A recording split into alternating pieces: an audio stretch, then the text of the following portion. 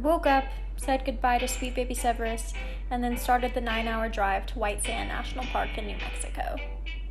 I am officially heading out of Austin. My battery was at 100% this morning, and my charger was showing it was fully charged when I left. I was thinking about staying here for like the day, but I think I'm really just ready for a new place. And it's just really hot here, and I know it's going to be really hot in New Mexico, but it's not going to be humid, and we'll be in the desert, so it'll probably get cooler at night. Whatever, I'm really excited. The old girl is ready to get out of Austin, I think. These bumpy ass roads and very hilly roads have been a struggle, to put it lightly. 6.5 hours later. Okay, I realized that I haven't updated at all today. Basically what had happened was, when I was in Austin, whenever I would go up like steeper hills, my engine would start making this knocking noise, and I'll insert a clip of the knocking noise.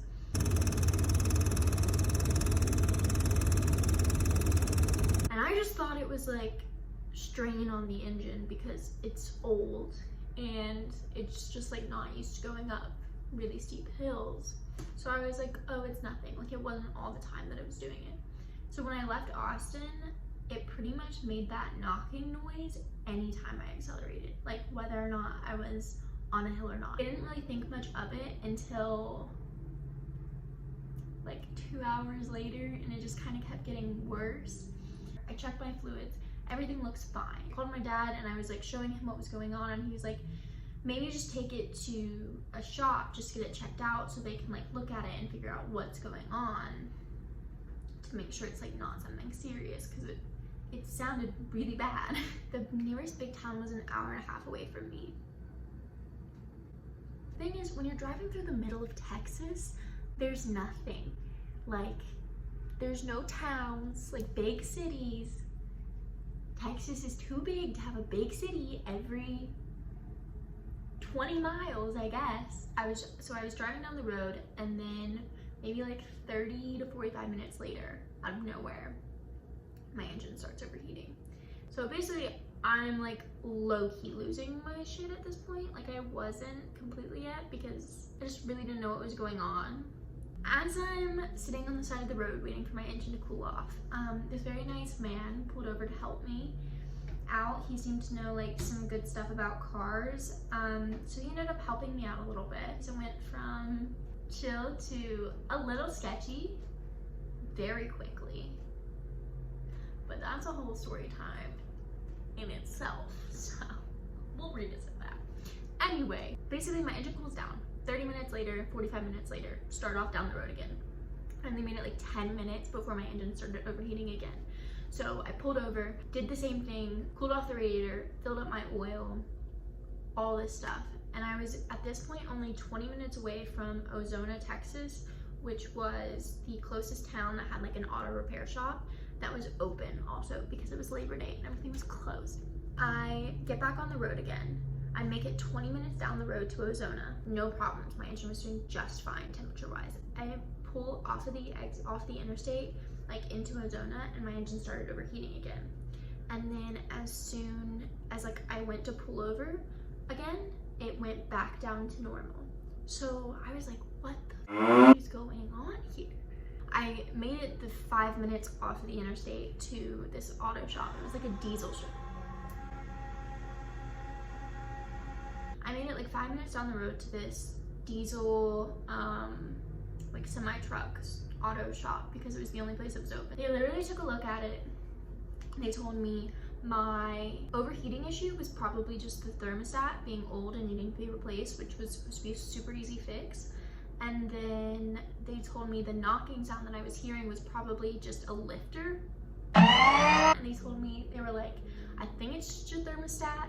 It should be an easy fix. And then as far as the knocking sound goes, if you just let your vehicle sit overnight, we think it'll like basically regulate itself out and be fine. I ended that day thinking that basically I was just having a little bit of an issue, but everything would be just fine the next day. I couldn't have been more wrong. The unthinkable happened.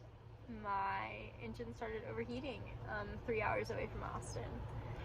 And so I'm posted up in the middle of nowhere. I think Olzara. I literally cannot remember the name of this town. I was gonna watch the sunset over the White Sands National Park tonight. Instead, I'm watching the sunset from the Hilton parking lot. Deep down, I can't even lie, like I kind of love it. Like I can write this all down in a journal one day and look back when I'm like 50 and be like, oh my god, yeah, like I remember when I moved into a van and then by day 4 I had to get something repaired on my engine. So, oh my god. I was so surprised that I hadn't had a mental breakdown yet. Don't worry, she will. I've like surprisingly just kind of rolled with the punches so far. Like I feel like I'm just gaining all of this life experience that I'm just really excited. I'm so nervous, like I'm terrified, like I'm so scared I might just be dead in a year. That's so morbid. I'm just like low-key concerned that I might get murdered because I'm a dumbass. But like I'm so excited to think about who I'm gonna be in a year. Like I feel like such a little girl right now, like I still feel like a child, but I feel like by the end of this experience I'm going to feel like a woman because I'll have had to just deal with real shit constantly, and I've never had to do that before. I did want to be in New Mexico tonight, but the reality is I have all the time in the world to do everything and get anywhere I need to be. So it's all just like part of the journey. Alright, I'm gonna go get Subway. To be continued. So now that I've had my first mental breakdown of the journey, I can tell you what's going on. So I blew a head gasket. Since my engine has literally 200,000 miles on it, it just makes more sense to completely replace it. It's only gonna be just like a small $6,000. I'm gonna cry again. Then my insurance decided to screw me over and they won't tow me, and so they told me it was gonna be $700 to get towed to the only big town that'll be able to get me a new engine. So I'm driving in my busted engine the hour and a half to the repair shop that's gonna give me a new engine, and I'm gonna live there for a week Or 2.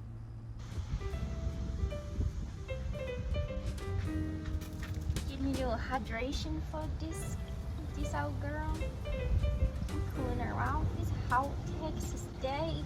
I kind of feel like a sociopath because I actually had like a massive mental breakdown earlier. Like I was hyperventilating, sobbing, like you know the kind of like breakdown where you literally like,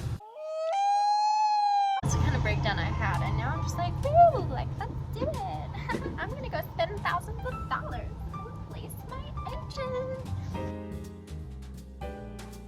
Hello, I'm here in my hotel that I'm gonna be staying at for the next 5 days, maybe more, probably more, but I only rented it for 5 days to start because I was like, maybe I'll manifest it being good. I absolutely love the guys that are working on my van, the shop owner. Tony is so freaking nice, and he just spent the whole day like asking me questions and talking to me and like was so real with me. He thought I was crazy. It's kind of nice to have somebody like kind of hype you up a little bit. Tony was saying today he literally had bigger balls than most people I know, and I was like, I don't feel like I do. Wait, update on the engine. So they started taking it apart today. We ordered a new one. It turns out I'm gonna need some more than just my engine done because my fuel system is leaking. Literally fuel that could have caught me on fire. Tony kept saying that he did not know how I'd gotten so far, and if it was him, he would never have even left his hometown in the van because it was in such sketchy shape. I'm just gonna like say in my head that it's gonna be like $6,000 all in all to be done. That way, if it's like $5,500 or $5,000, it'll come in under my expectations, so I'll be happier.